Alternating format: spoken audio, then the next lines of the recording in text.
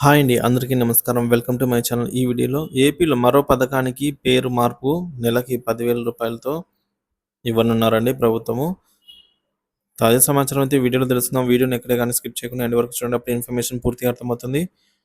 Video చూస్తున్న ప్రతి ఒక్కరు వీడియోకి లైక్ చేయండి. ఈ వీడియోని తోటి మిత్రులతో అయితే షేర్ చేయండి. కొత్తగా మన ఛానల్ చూస్తున్నవారు సబ్స్క్రైబ్ చేసుకున్నట్లయితే దయచేసి మన ఛానల్‌ని సబ్స్క్రైబ్ చేసుకోండి. దీని ద్వారా నేను చేసే లేటెస్ట్ వీడియోస్ అన్ని మీ వరకు రీచ్ అవుతాయి. ఆలస్యం చేయకుండా వీడియోలోకి వెళ్దాము.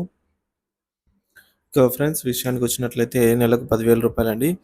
ఆంధ్రప్రదేశ్ ముఖ్యమంత్రి చంద్రబాబు నాయుడు గారు మరో కొత్త పథకాన్ని ప్రవేశపెట్టారండి. ఈ పథకం ద్వారా మనము నెలకు రూ. 10,000 పొందవచ్చు. కానీ రూ. 10,000 పొందడానికి ఎవరు అర్హులు? ఎవరు అప్లై చేయాలి? ఈ పూర్తి వివరాలనైతే ఇప్పుడు చూద్దాము. సో, మనకు ఏపీ చంద్రబాబు నాయుడు గారైతే వైఎస్ జగన్మోహన్ రెడ్డి గారి ప్రభుత్వ హయాంలో అమలు చేసిన పథకాల పేర్లు మార్చి అమలు చేస్తున్నారండి. ఈ విషయం మనకు తెలిసిందే. ఇదివరకే సో, ఈ విధంగా ఎన్టీఆర్ భరోసా గాని, ఇలాంటి వైఎస్ఆర్ ఆసరాను అట్లా మార్చడం అయితే జరిగింది.